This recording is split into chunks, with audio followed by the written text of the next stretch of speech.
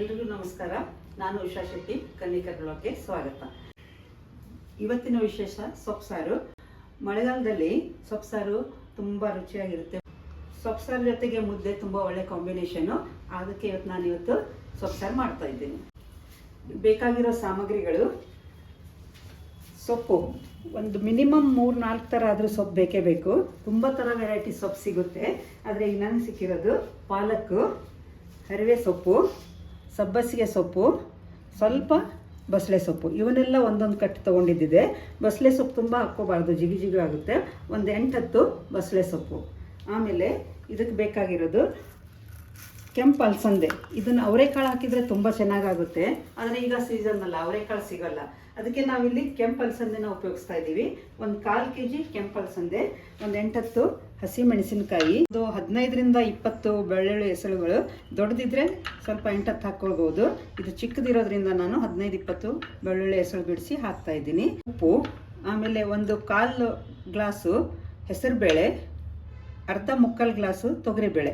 ಇವನ್ನ ಹೆಚ್ಚು ಹಾಕಬಾರ್ದು, ಯಾಕಂದರೆ ಇಲ್ಲಿ ನಾವು ಅಲಸಂದೆ ಉಪಯೋಗಿಸ್ತಿರೋದ್ರಿಂದ ಇದನ್ನು ನಾವು ಮಸದು ಹಾಕ್ತಾ ಇರ್ತೀವಿ. ಅದಕ್ಕೆ ತುಂಬ ಹೆಚ್ಚಾಗಿಬಿಡುತ್ತೆ. ಇವನ್ನೆರಡು ಸ್ವಲ್ಪ ಕಡಿಮೆ ಕ್ವಾಂಟಿಟಿಯಲ್ಲಿ ಹಾಕ್ಕೊಳ್ಬೇಕು.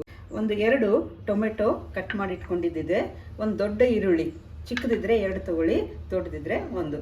ಆಮೇಲೆ ಒಗ್ಗರಣೆಗೆ ಬೇಕಾಗಿರೋದು ಕರಿಬೇವು, ಸಾಸಿವೆ ಮತ್ತು ಎಣ್ಣೆ. ಇಷ್ಟು ಬೇಕಾಗಿರೋ ಇಂಗ್ರೀಡಿಯೆಂಟ್ಸು. ಉಪ್ಪು ರುಚಿಗೆ ತಕ್ಕಷ್ಟು ಹಾಕ್ಕೊಳ್ಬೋದು. ಮಾಡುವ ವಿಧಾನ: ಮೊದಲಿಗೆ ಅಲಸಂದೆನ ಬೇಯಿಸ್ತಾ ಇದ್ದೀನಿ. ಯಾವುದೇ ಕಾರಣಕ್ಕೂ ಅಲಸಂದೆನ ಸೊಪ್ಪಿನ ಜೊತೆಗೆ ಬೇಯಿಸ್ಕೋಬಾರ್ದು. ಇದನ್ನು ಒಂದೇ ನಾವು ಫಸ್ಟಿಗೆ ಬೇಯಿಸ್ಕೋಬೇಕು. ಮೊದಲು ಅಲಸಂದೆನ ಕುಕ್ಕರ್ನಲ್ಲಿ ಹಾಕಿ ತೊಳ್ಕೊಳ್ಳೋಣ. ತೊಳ್ಕೊಂಡು ಬೇಯಿಸ್ಲಿಕ್ಕೆ ಇಡೋಣ.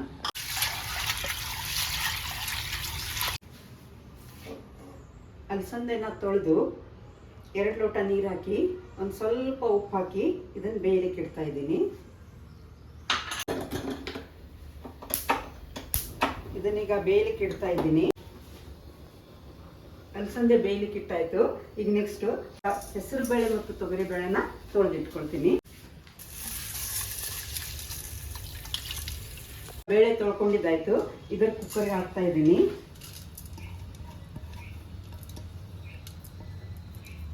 ಬೇಳೆ ಜೊತೆಗೆ ಒಂದು 8-10 ಮೆಣಸಿನಕಾಯಿ, ಖಾರ ನೋಡ್ಕೊಂಡು ಹಾಕಬೇಕು. ಬೆಳ್ಳುಳ್ಳಿ, ಸುಲಿದಿಟ್ಕೊಂಡಿರೋ ಬೆಳ್ಳುಳ್ಳಿ, ಕಟ್ ಮಾಡಿ ಇಟ್ಕೊಂಡಿರೋ ಈರುಳ್ಳಿ, ಇದ್ರ ಜೊತೆಗೆ ಟೊಮೆಟೊ ತುಂಡುಗಳು. ಇದೆಲ್ಲ ಹಾಕಿ ಆದಮೇಲೆ ಒಂದೊಂದೇ ಸೊಪ್ಪನ್ನು ನಾವು ಇದರಲ್ಲಿ ಹಾಕ್ಕೊಳ್ಬೇಕು. ಸೊಪ್ಪೇನು ಪೀಸ್ ಮಾಡ್ಕೊಳ್ಬೇಕಂತ, ಕಟ್ ಮಾಡಬೇಕಂತ ಇಲ್ಲ.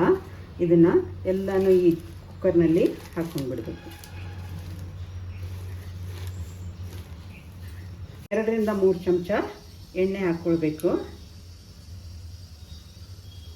ಸ್ವಲ್ಪ ರುಚಿಗೆ ಬೇಕಾದಷ್ಟು ಸ್ವಲ್ಪ ಉಪ್ಪು ಹಾಕ್ಕೊಳ್ಬೇಕು. ಇದಕ್ಕೆ 1-1.5 ಗ್ಲಾಸ್ನಷ್ಟು ನೀರು ಹಾಕ್ಕೊಂಡು ಬೇಯಿಸ್ಲಿಕ್ಕೆ ಇಡಬೇಕು.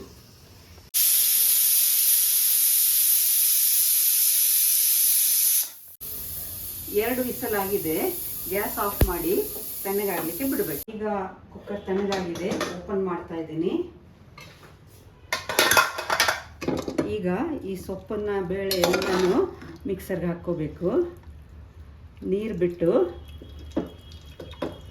ಇದನ್ನು ಕುಕ್ಕರ್ಗೆ ಹಾಕ್ಕೊಳ್ಳಿ.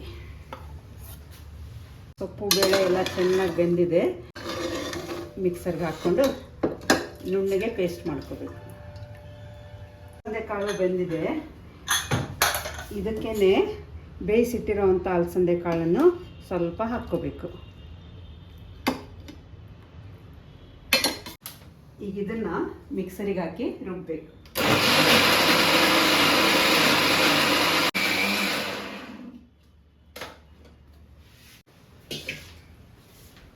ಈಗ ಇದನ್ನು ಪಾತ್ರೆಗೆ ಹಾಕ್ಕೊಳ್ಬೇಕು.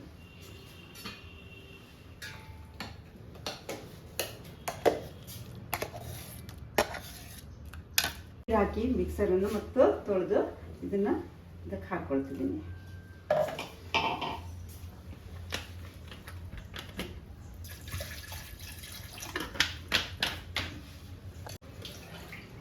ತುಂಬ ಗಟ್ಟಿನೂ ಆಗಬಾರ್ದು, ತುಂಬ ತೆಳ್ಳಗೂ ಇರಬಾರ್ದು. ಕನ್ಸಿಸ್ಟೆನ್ಸಿ ಸರಿಯಾಗಿರಬೇಕು. ಅದನ್ನು ನೋಡಿ ನಾವು ನೀರನ್ನು ಹಾಕ್ಕೊಳ್ಬೇಕು.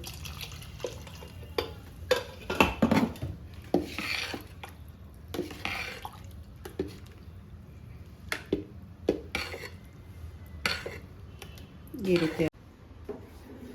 ಇದನ್ನು ಈಗ ಗ್ಯಾಸ್ ಮೇಲೆ ಕುದಿಲಿಕ್ಕೆ ಇಡೋಣ.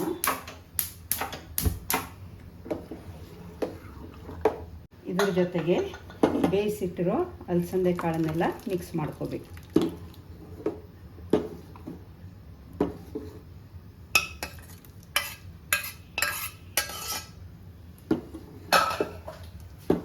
ಚೆನ್ನಾಗಿ ಕುದಿ ಬರಲಿ. ಇದಕ್ಕೆ ಸ್ವಲ್ಪ ನೋಡಿ ಉಪ್ಪು ಹಾಕ್ಕೊಳ್ಬೇಕು. ಬೇಕಾಗುತ್ತೆ ಇನ್ನೂ ಉಪ್ಪು, ಯಾಕಂದರೆ ಸೊಪ್ಪು ಬೇಯಿಸುವಾಗ ಸ್ವಲ್ಪ ಹಾಕಿದ್ವಿ, ಅಲಸಂದೆಗೆ ಸ್ವಲ್ಪ ಹಾಕಿದ್ದಿದೆ. ಇನ್ನು ಸ್ವಲ್ಪ ಉಪ್ಪು ಹಾಕ್ಕೊಳ್ಬೇಕು.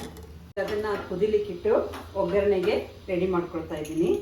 ಒಂದು 2-3 ಚಮಚ ಎಣ್ಣೆನ ಒಗ್ಗರಣೆಗೆ ಹಾಕ್ಕೊಳ್ಳಿ. ಎಣ್ಣೆ ಕಾಯ್ದಿದೆ. ಈಗ ಇದಕ್ಕೆ ಸಾಸಿವೆ ಹಾಕ್ಕೊಳ್ಬೇಕು. ಸಾಸಿವೆ ಚಟಪಟ ಅಂದಮೇಲೆ ಅದಕ್ಕೆ ಕರಿಬೇವು ಹಾಕ್ಕೊಳ್ಬೇಕು. ಈಗ ಇದಕ್ಕೆ ಕರಿಬೇವು ಹಾಕ್ಕೊಳ್ಳಿ. ಗ್ಯಾಸ್ ಆಫ್ ಮಾಡಿ ಒಗ್ಗರಣೆನ ಇದಕ್ಕೆ ಹಾಕ್ಕೊಳ್ಬೇಕು. ಇದೊಂದು 2-3 ನಿಮಿಷ ಚೆನ್ನಾಗಿ ಕುದಿ ಬರಬೇಕು. ಅಲ್ಲಿವರೆಗೆ ನಾವು ಮುದ್ದೆಗೆ ರೆಡಿ ಮಾಡ್ಕೊಳ್ಳೋಣ. ಈಗ ಇದನ್ನು ನಾನು 3 ಜನರಿಗೆ ಆಗುವಷ್ಟು ರಾಗಿ ಹಿಟ್ಟು ತೊಗೊಂಡಿದ್ದೀನಿ. ಇದನ್ನು ಬಾಣಲಿಯಲ್ಲಿ ಮಾಡ್ತಾ ಇದ್ದೀನಿ. ಯಾಕಂದರೆ ಪಾತ್ರೆಯಲ್ಲಿ ಮಾಡಿದರೆ ತಳ ಹತ್ಕೊಳ್ಳುತ್ತೆ, ಅದು ಚೆನ್ನಾಗಿ ಎದ್ದು ಬರೋಲ್ಲ. ಅದಕ್ಕೆ ಇದನ್ನು ಬಾಣಲಿಯಲ್ಲಿ ಹಾಕ್ಕೊಂಡಿದ್ದೀನಿ. ಈಗ ಇದಕ್ಕೆ ನೀರು ಹಾಕಿ ಕಲಿಸ್ಕೋಬೇಕು. ನೀರು ಹಾಕ್ತಾ ಹಾಕ್ತಾ ಕಲಿಸ್ತಾ ಹೋಗಬೇಕು. ಇದಕ್ಕೇನು ಉಪ್ಪು ಹಾಕ್ಕೊಳ್ಬೇಕು ಅಂತ ಇಲ್ಲ, ಮುದ್ದೆಗೆ ಉಪ್ಪು ಹಾಕೋಲ್ಲ. ಮುದ್ದೆನ 2 ಥರ ಮಾಡ್ತಾರೆ. ಬಿಸಿ ನೀರಿಗೆ ಹಿಟ್ಟು ಹಾಕಿ ಮಾಡೋದು ಒಂಥರ, ಆವಾಗ ಸ್ವಲ್ಪ ಗಂಟಾಗೋ ಚಾನ್ಸಸ್ ಇರುತ್ತೆ. ಹೀಗೆ ಮಾಡಿಕೊಂಡ್ರೆ ತಣ್ಣೀರಿನಲ್ಲಿ ಕಲಿಸ್ಕೊಂಡು ಆಮೇಲೆ ಬಾಯ್ಲ್ ಮಾಡಿದರೆ ಗಂಟಾಗಲ್ಲ. ಇದನ್ನು ಹಿಟ್ಟಿಗೆ ನೀರು ಹಾಕ್ಕೊಂಡು ಚೆನ್ನಾಗಿ ಕಲಿಸ್ಕೋಬೇಕು. 1 ಗಂಟು ಇರಬಾರ್ದು. ಆ ರೀತಿ ಇದನ್ನು ಈ ಹದಕ್ಕೆ, ಅಂದರೆ ಸಾಧಾರಣವಾಗಿ ದೋಸೆ ಹಿಟ್ಟಿನ ಹದಕ್ಕೆ ಇದನ್ನು ಕಲಿಸ್ಕೊಳ್ತಾ ಇದ್ದೀನಿ. ಈಗ ಇದನ್ನು ಹಿಟ್ಟು ಕಲಿಸಾಯಿತು. ಈಗ ಇದನ್ನು ಮುದ್ದೆ ಮಾಡಲಿಕ್ಕೆ ಗ್ಯಾಸ್ ಮೇಲೆ ಇಡ್ತಾ ಇದ್ದೀನಿ.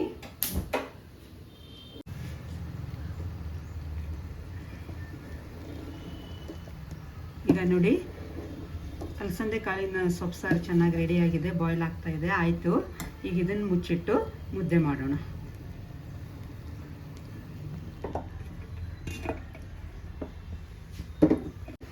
ಈಗ ಇದನ್ನು ಒಲೆ ಮೇಲೆ ಇಟ್ಟಿದ್ದೀವಿ. ಇದನ್ನು ಗಂಟಾಗದೆ ಇರೋ ಥರ ಕೈ ಆಡಿಸ್ತಾನೆ ಇರಬೇಕು. ಸ್ವಲ್ಪ ಬಿಟ್ವಿ ಅಂದರೆ ಗಂಟಾಗ್ಬಿಡುತ್ತೆ. ಹೆಚ್ಚಾಗಿ ಮುದ್ದೆ ಕೋಲಿನಿಂದ ಮಾಡ್ತಾರೆ. ಉತ್ತರ ಕರ್ನಾಟಕದ ಕಡೆ ನಮಗೆ ಮುದ್ದೆ ಕೋಲು ಸಿಗಲ್ಲ. ಅದಕ್ಕೆ ನಾನು ಲಟ್ಟಣಿಗೆಯಿಂದ ಮುದ್ದೆನ ಮಾಡ್ತಾ ಇದ್ದೀನಿ. ಇದನ್ನು ರಾಗಿ ಬೇಯ್ತಾ ಇದೆ. ನಿಧಾನವಾಗಿ ತಿರುಗುತ್ತಾನೆ ಇರಬೇಕು. ನಿಧಾನ ತಿರುಗಬೇಕು. ಈಗ ನೋಡಿ, ಗಟ್ಟಿ ಆಗ್ತಾ ಇದೆ. ಈಗ ಹಿಂಗೆ ಹೊಂದಿಸ್ತಾ ಇರಬೇಕು. ಸ್ವಲ್ಪ ಕೈ ನೋವು ಬರುತ್ತೆ, ಆದರೂ ಇದನ್ನು ಈ ರೀತಿಯಾಗಿ ಮಿಕ್ಸ್ ಮಾಡ್ತಾ ಹೊಂದಿಸ್ತಾ ಹೋದರೆ ರಾಗಿ ಮುದ್ದೆ ರೆಡಿ ಆಗುತ್ತೆ. ಇದನ್ನು ಹೊಂದಿಸಾಗಿದೆ. ಈಗ ಆವಿ ಮೇಲೆ ಇನ್ನೊಂದು ಸ್ವಲ್ಪ ಬೇಯುತ್ತೆ. ಮುಚ್ಚಿ 1-2 ನಿಮಿಷ ಇಡಬೇಕು. ಈಗ 2 ನಿಮಿಷ ಮುಚ್ಚಿಟ್ಟಿದ್ದೆ. ಈಗ ನೋಡೋಣ. ಈಗ ಸ್ವಲ್ಪ ಉಬ್ಬಿಯಲ್ಲಿ ಬೆಂದಿದೆ ರಾಗಿ ಹಿಟ್ಟು. ಇದನ್ನು ಹೆಂಗೆ ಟೆಸ್ಟ್ ಮಾಡಬೇಕು ಅಂದರೆ ಕೈ ಹಚ್ಚಿ ನೋಡಬೇಕು. ಕೈಗಿದು ಹತ್ತಲಿಲ್ಲ ಅಂತಂದರೆ ಹಿಟ್ಟು ಬೆಂದಿದೆ ಅಂತ ಅರ್ಥ. ಈಗ ನೋಡಿ, ಕೈಗೆ ಹತ್ಕೊಳ್ತಾ ಇಲ್ಲ, ಹಿಟ್ಟು ಬೆಂದಿದೆ. ಫೈನಲ್ ಆಗಿ ಒಂದು ಸತಿ ಚೆನ್ನಾಗಿ ಹೊಂದಿಸ್ಕೋಬೇಕು. ಇವಾಗ ಇದಾಗಿದೆ. ಮುದ್ದೆ ಕಟ್ಟೋಣ. ಈಗ ಒಂದು ಪ್ಲೇಟ್ ತೊಗೊಂಡಿದ್ದೀನಿ. ಅದಕ್ಕೊಂದು ಸ್ವಲ್ಪ ತುಪ್ಪ ಸವರ್ಕೊಳ್ಬೇಕು.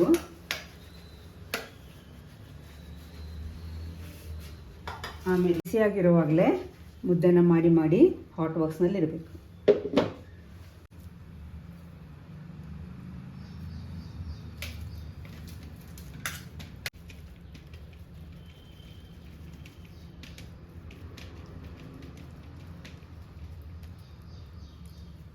ಇದನ್ನು ಎತ್ತಿ ಹಾಟ್ ಬಾಕ್ಸ್ನಲ್ಲಿ ಇಡಬೇಕು. ಈಗ ಇಲ್ಲಿ ತಳಕ್ಕಿರೋದನ್ನು ಇದನ್ನು ಒಂದು 2-3 ಗಂಟೆ ಹಾಗೆ ಬಿಡಬೇಕು. ಅದು ತಳ ಬಿಟ್ಟು ಮೇಲೆ ಬರುತ್ತೆ. ಅದೊಂಥರ ಹಪ್ಪಳದಂಗೆ ಆಗುತ್ತೆ. ಇದಕ್ಕೆ ಕರ್ಚಿಕ್ ಅಂತಾರೆ. ಟೀ ಟೈಮ್ನಲ್ಲಿ ಸ್ನ್ಯಾಕ್ನಾಗೆ ಉಪಯೋಗ ಮಾಡ್ಕೋಬೋದು.